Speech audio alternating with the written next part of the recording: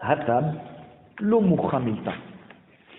Pourquoi Beth Hillel ont permis là-bas? Parce que lorsque tu la mets par terre, c'est vrai que les gens vont marcher dessus, mais c'est pas moukhar. Ça veut dire c'est pas probant. C'est possible que les gens vont marcher. C'est même probable. Mais en tout cas, le ma'asé, c'est pas comme un ma'asé de quelqu'un qui est en train de tanner la peau, où on voit vraiment qu'il est en train de faire quelque chose. Il a juste posé par terre. Mishum dechazé les misga'ale, comme on avait vu plus haut, une peau que tu mets par terre, à quoi elle te sert? À t'asseoir déjà dessus. D'accord? Alors c'est vrai qu'elle peut servir aux gens qui vont marcher dessus et qui vont la tanner un peu. Mais du fait que toi, quelqu'un qui va te voir la mettre par terre, il peut très bien se dire que tu la mets par terre pour t'asseoir dessus. Alors c'est bon, c'est toujours plus agréable d'être assis sur une peau qu'à même le sol. Alors c'est pour ça qu'on a permis là-bas, Beth Hillel. Atel et Memar, Maïtarama Charouli Rabanan.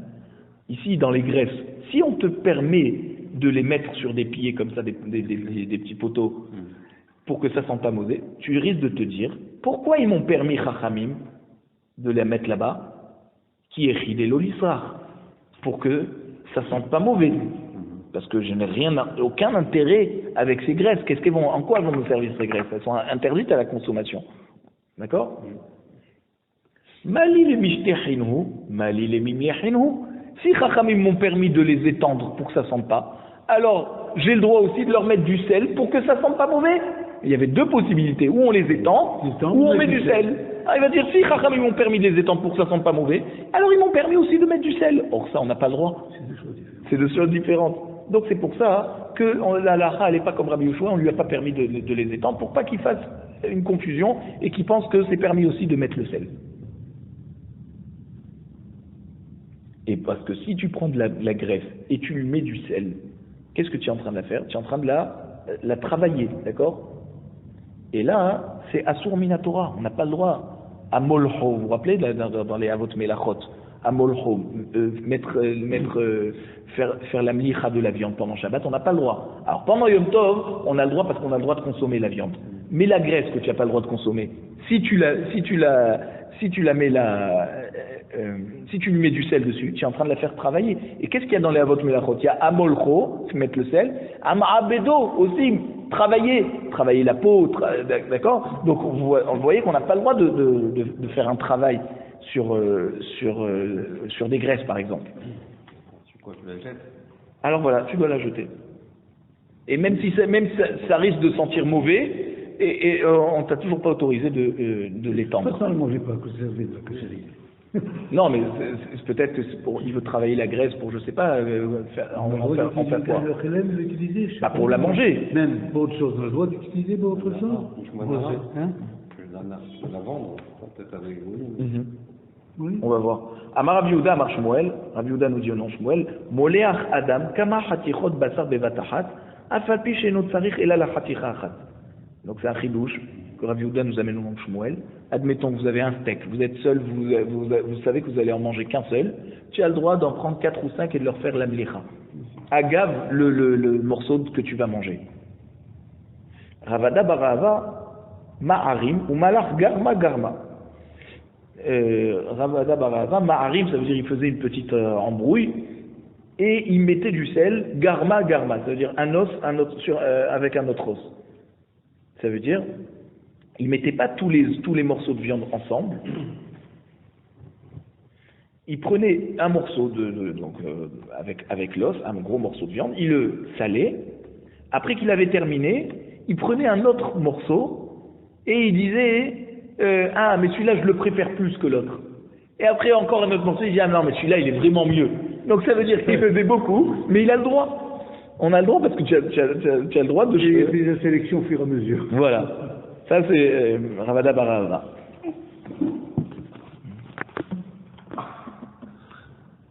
La Mishnah nous dit Bet Shammai Omrim En Mesakin et Tatrisin Beyom Tov ou Bet Hillel Matirin Afle Arzir. Alors, Bet Shammai nous dit on n'a pas le droit de prendre les portes avant il y avait des couvre-fenêtres et qui étaient accrochés à des gonds. On n'a pas le droit de les enlever. On n'a pas le droit d'enlever c'est Les volets tricine, volants, quoi. c'est des volets volants, ouais. Pendant Yom Tov, et Bet Hillel te permettent même de les remettre. Pas seulement de les enlever, mais même de les remettre. On va voir dans la Gemara de quoi on parle. Maïtricine, c'est quoi ces volets volants? Amar Oula Treser Hanuyot, c'est les magasins. Et alors, les magasins qui sont au marché, c'est comme des stands. Un stand, il n'est pas accroché au sol, d'accord? Et donc, ils ont des sortes de fenêtres que tu ouvres. Quand tu ouvres et tu poses dessus les épices, par exemple, que tu vends, et ensuite tu refermes avec ce volet. Et donc, quand tu ouvres, c'est pour montrer que tu es en train d'ouvrir ton magasin. Mais on a le droit pendant Yom Tov d'aller chez son marchand habituel et de prendre des épices et de pas fixer le prix, mais après Yom Tov, venir payer le marchand. Et donc c'est ce cas où Bet Shammai interdisent et Bet Hillel te permettent même de remettre. Ve'amar Ola, shlosha dvarim etiru sofan mishum trilatan. Ola te dit, comme Bet Hillel, il y a trois choses qu'on a permis la fin pour le début. C'est quoi? On a permis la fin pour le début. Ça veut dire trois choses que Chachamim t'ont permis de faire une action qui n'est pas pour le besoin de Yom Tov, puisque ouvrir le magasin, c'est pour pouvoir fournir tes amis, tes voisins en épices par exemple. Mais après fermer, tu n'as plus besoin de fermer. Pourquoi tu fermerais? Pourquoi tu remettrais? Alors on te dit, il y a trois choses où Bet Hillel t'ont permis la fin pour le début. Parce que si tu lui permets pas la fin, il va dire, attends, je vais laisser mon magasin ouvert tout Yom Tov, je l'ouvre pas. Et les gens, ils vont pas avoir d'épices, ils vont pas pouvoir s'achalander pendant Yom Tov. Alors c'est quoi ces trois cas? Velouen, or l'ifna dorsan, la peau devant le dorsan, les gens où ils marchent dessus, parce qu'on dit, si tu le laisses pas faire ça, il va pas faire la shrita. Ou trisse chanuyot, ces fameux volets volants, d'accord, que on t'a permis, comme on t'a permis de les enlever pour pouvoir fournir des épices, alors on t'a permis même de les remettre. Vechazarat retia bamikdash. Et ça, le troisième cas, c'est par exemple un pansement pour pour remettre. Alors Chachamim on interdit de mettre un pansement parce que peut-être ça veut dire les différents trous qu'il y a dans le pansement, ils vont s'aplanir et ça va être comme il va être ouvert sur le Issour Memachek. Et au Bet Amikdash, un Kohen qui a un pansement dessus, il doit l'enlever avant de faire la avoda. Pourquoi? Parce que ça fait khatitza. Or le Kohen, ce qu'il doit attraper, ne doit pas faire khatitza. Donc s'il a un pansement sur la main, il faut qu'il l'enlève. Et alors Chachamim ont permis dans ce cas de remettre le pansement après le travail. Parce que si tu lui permets pas, il va dire je fais pas mon travail, d'accord, au Bet Amikdash, parce que je peux pas remettre mon pansement, moi j'ai besoin du pansement. Rachava Amar, Rabbi Yehuda, Rachava nous dit au nom de Rabbi Yehuda, pas seulement ces trois cas, on a permis la fin pour le début. Afapotea chavito vematril be'aisato al gavaregel ve'aliba de Rabbi Yehuda de Amar Igmor. On voit que pas seulement dans ce cas, dans ces trois cas on a permis, mais dans le cas d'un homme qui ouvrirait son havit, d'accord, donc son fût de vin par exemple, ou d'huile, ou matri be'aisato al gavaregel, et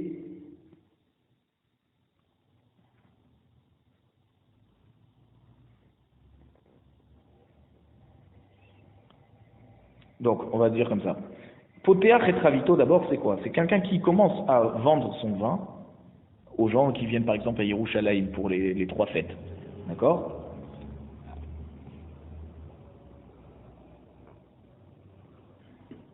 Et c'est quoi le problème? Tout le monde va toucher maintenant de ce fût de vin. Et on voit que la Toum'a d'un Hamaharetz pendant la fête, elle est permise pendant tous les jours de la fête. La Toum'a. Et dans Chagiga, il y a une marloquette en fait entre Rabbi Yehuda et Chachamim, que Rabbi Yehuda te dit, quand tu ouvres un fût de vin, tu as le droit de le terminer et de le vendre à n'importe qui, mais il faudra que tu fasses attention à ce qu'un Maharetz ne le touche plus. Et Chachamim te dit non, tu ne termines pas et tu ne vends pas ce qui te reste dans le fût, parce que c'est sûr que pendant la fête, il y a eu un Maharetz qui a dû le toucher, et ce qu'on t'a permis pendant la fête, tout matin à Maharetz, alors c'est plus valable pour après la fête. Donc apparemment pendant la fête, comme il y a du monde, on est Mekel. Mais après la fête, on est Mahmir. Et on dit, c'est sûr qu'un Maharetz a dû le toucher. Et donc là, Rechava nous dit que Rabbi Yehuda, pourquoi il te dit que Igmor, que tu as le droit de terminer de vendre ce fût de vin? C'est parce que, comme tu l'as ouvert pendant la fête, et si on t'avait interdit de finir de le vendre après la fête, tu ne l'aurais pas ouvert pendant la fête, et les gens qui seraient montés à Jérusalem n'auraient pas pu acheter du vin de chez toi, alors on t'a permis aussi de terminer la vente après la fête, pour que tu puisses commencer la vente pendant la fête.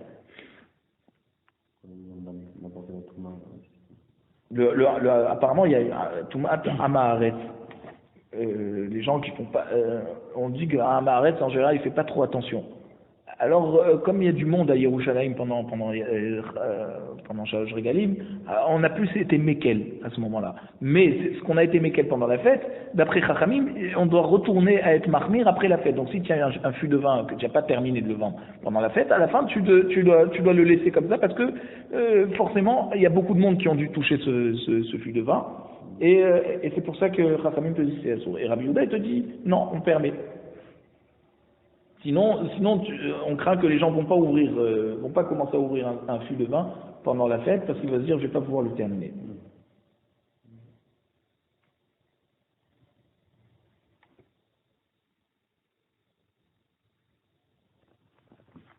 Donc c'est pour ça qu'en général, un Talmid Chacham pendant l'année, il fait attention de ne pas manger quelque chose qui a été touché par un Maharetz. Parce qu'un Maharetz, il est Be'hez Kaltameh. Et les Chachamim, ils font attention à filou choulin betahara. D'accord? Ça veut dire, il n'y a pas que le Kohen qui doit manger la trouma betahara. Même les Talmid des Chachamim, ils font attention de manger choulin, ce qui est permis de manger à tout un chacun, betahara. Que quelqu'un de tamé n'est pas touché. Et juste pendant la fête, on a considéré en fait les Amaharetz comme des gens théorim.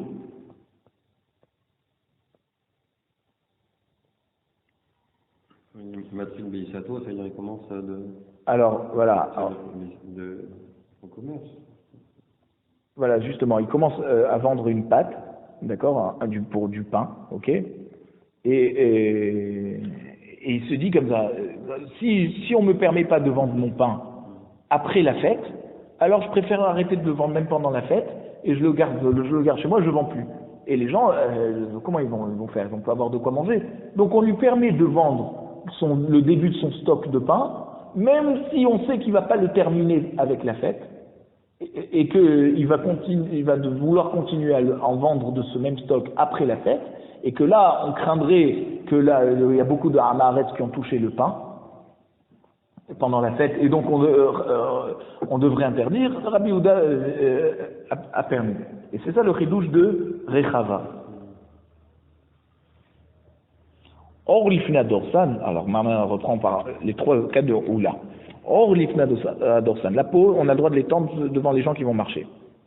Tanina, c'est écrit dans la Mishnah. En haut, Bet Hillel Matirim, que l'histoire hors des Drissa. Donc c'est quoi le chidouche de Oula? Il y a trois choses que les Chachamim ont permis, mais une Mishnah mais pourrait être que c'est permis. Maoud et Tema, tu aurais pu dire, Ta'amayoud et Bet Hillel. Pourquoi Bet Hillel ont permis? Mishum de Hazel et Misga alayhu. Parce que c'est possible de s'asseoir dessus. Donc on a dit, si tu la poses par terre, c'est pas forcé que les gens vont marcher dessus, c'est peut-être pour s'asseoir, et donc on craint pas.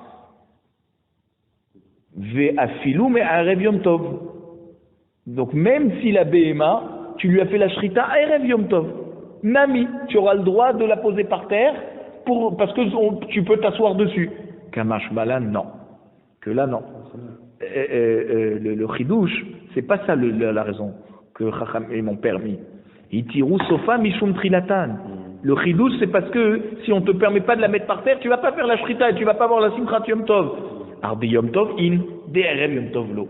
Seulement pour une BMA que tu lui as fait la shrita pendant Yom Tov, alors tu as le droit de prendre la peau et de la poser par terre. Parce qu'elle peut te servir à t'asseoir, comme elle peut servir aux gens qui vont marcher dessus. Mais si c'est une shrita que tu as fait Erev Yom Tov, la peau, tu n'as pas le droit de la mettre par terre pour que les gens marchent dessus. Trissé Chanouyot.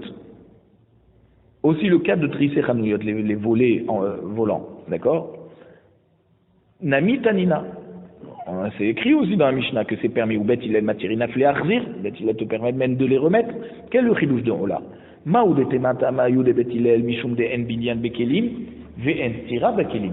Pourquoi tu penses que Bet Hillel ils t'ont permis?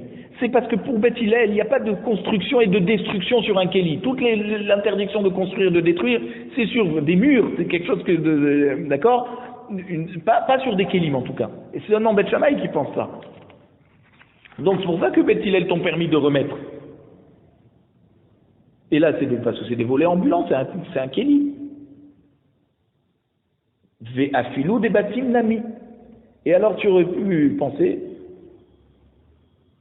que donc même des volets dans des maisons, aussi tu as le droit de les prendre et de les enlever. Parce qu'il n'y a pas d'interdiction. Kamash Malan que non.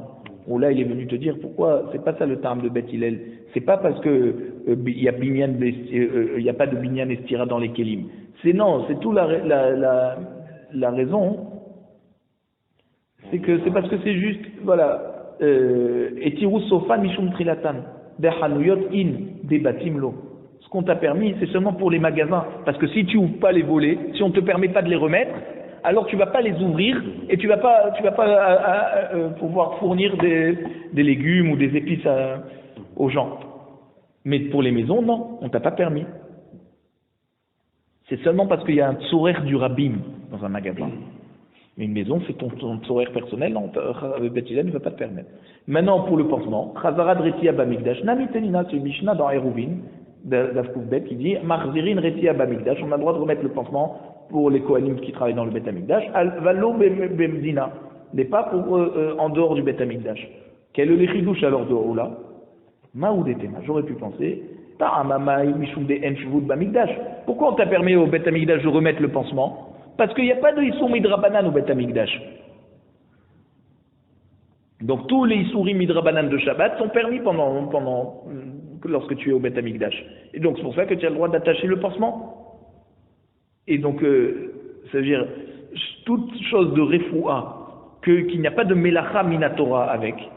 Donc c'est juste une interdiction de Chachamim.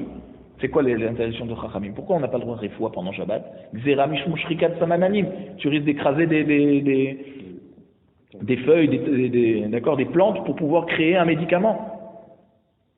Alors c'est pour ça qu'on a permis dans le Bet Amikdash de remettre le pansement, parce qu'on n'a pas les Issour Midrabanan au Bet Amikdash. Donc Afilou Kohen, Delav Bar Avoda, on aurait pu penser même un Kohen qui est pas là pour travailler, mais il est là, alors on a le droit. Kamash Malan et Tiru Sopa Mishum Trilatan.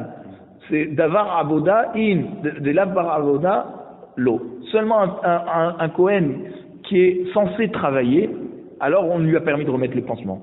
Mais un Kohen qui n'est pas là pour travailler, on lui aura pas permis. Donc ça n'a rien à voir avec le fait qu'on a permis les Issour Midrabanan au Bet Amikdash.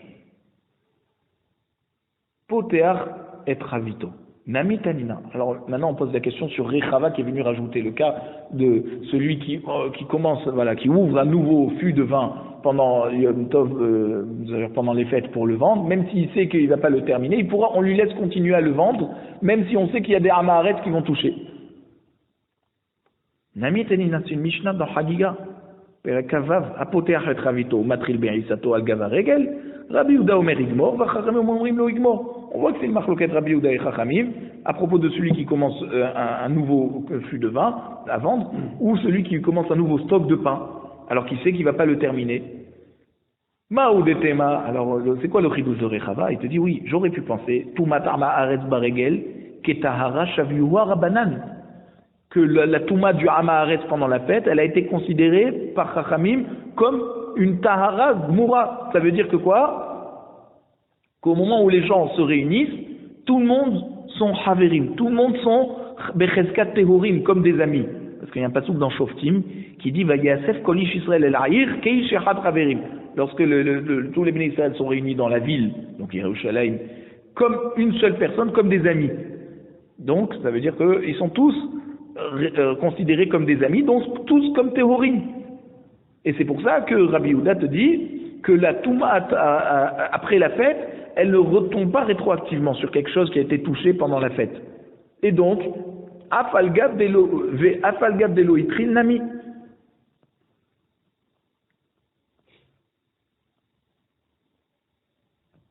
Même si le Hamaharet a touché le fût de vin ou le pain, et que le mocher n'a pas commencé à vendre ce fût de vin, il n'a pas commencé à vendre ce pain, seulement après la fête, alors tu aurais pu me dire, c'est pas grave, il a touché pendant la fête, il est considéré comme tahor pendant la fête. Kamashmalan, itiru sofa mishum triatan. Seulement si tu as commencé à vendre pendant la fête, on t'a permis de continuer à vendre. Parce que si tu vends pas pendant la fête, les gens ils vont être bloqués. Mais si de toute façon tu commences à vendre que après la fête, alors là on t'a pas permis. Parce que effectivement la Touma du Hamaharet, elle a été autorisée que pendant la fête. Et elle a été autorisée pour que tu puisses vendre. Mais si tu vas pas vendre, alors effectivement la Touma elle reviendra rétroactivement après. Itril, in, lo itril, lo. Et donc seulement s'il a commencé à vendre pendant la fête, il a le droit de terminer. Sinon, il n'a pas le droit. Veroula. Maïka amalo amarha. Maintenant, Oula, pourquoi il n'a amené que 3 cas? Il n'a pas amené le cas de Rechava avec celui qui ouvre le vin pendant la fête. Biplugtak le cas maïré. Oula n'a pas voulu rentrer dans une marloquette. Or là-bas, c'est une marloquette Rabbi Yehuda et Chachamim, alors il n'a pas ramené ce cas. Pas tout le monde est d'accord là-bas.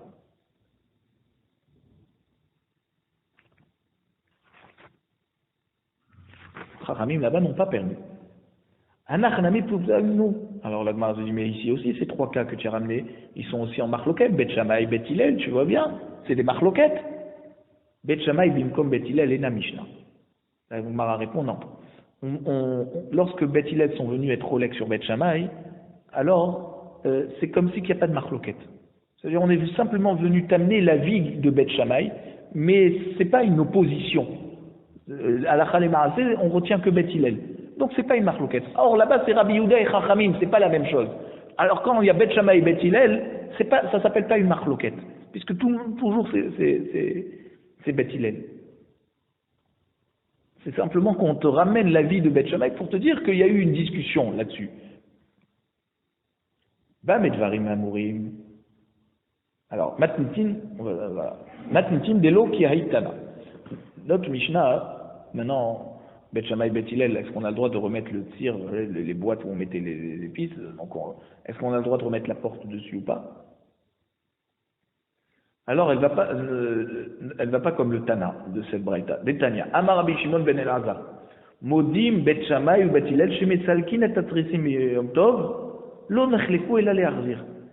Lui il dit que la marloquette elle est seulement pour remettre, mais enlever d'accord, pour poser les épices dessus. Tout le monde est d'accord qu'on a le droit. Chez Bet Shammai on rimène Marziri, Bet Shammai te dit tu as le droit d'ouvrir mais pas de fermer, ou Bet Hillel on rimène Marziri. Et Bet Hillel te permet même de remettre. C'est pas comme notre Mishnah. Notre Mishnah, on ne voit pas que Bet Shammai permettent d'ouvrir et pas de remettre. Et ils interdisent même d'ouvrir. La Braïta continue et te dit, quand c'est qu'il y a une marloquette, lorsqu'il y a un gond, d'accord, c'est-à-dire en haut et en bas, il y a une pointe qui rentre à l'intérieur de la boîte. La porte rentre à l'intérieur de la boîte. Et donc là, quand tu les remets ensemble, ça ressemble à une construction. Aval em la em tir. Si c'est juste une porte qui bloque en fait la boîte, mais il n'y a pas de gond, divrei à kol moutar. Ça, tout le monde est d'accord, parce que ça ne s'appelle pas une construction. Une construction, c'est lorsqu'il y a quelque chose qui s'embrique dans quelque chose. Donc s'il n'y a pas de gond, il n'y a rien qui s'embrique. Ah, ve'atania, voici qu'on a mis dans la braïta. Ba medvarem amorim, beshen laem tir, seulement lorsqu'ils n'ont pas de tir. Aval yesh lem tir, mais s'ils ont un gond, divrei à kol assour, c'est assour. Donc tu vois que la marloquette est quand il n'y a pas de tir. Toi tu me dis quand il n'y a pas de tir, tout le monde est d'accord que c'est permis. Non, la marloquette c'est quand il n'y a pas de tir. Quand il y a un tir, c'est sûr que tout le monde est au cerf. Amar Abaye répond, il te dit non, il n'y a pas de contradiction entre ces deux braïtot. Béchéech lem tir minatsad, lorsqu'il y a un gond au milieu, comme ça. C'est pas un en haut et un en bas, c'est un au milieu. Au milieu que tu embriques sur le côté de la boîte. Alors là, d'ivré à col à sourd. C'est là où tout le monde est d'accord que c'est à sourd. Parce que c'est une vraie construction. Donc ça veut dire que d'après autant Beth Shammai que Beth Hillel, C'est moins solide. C'est moins...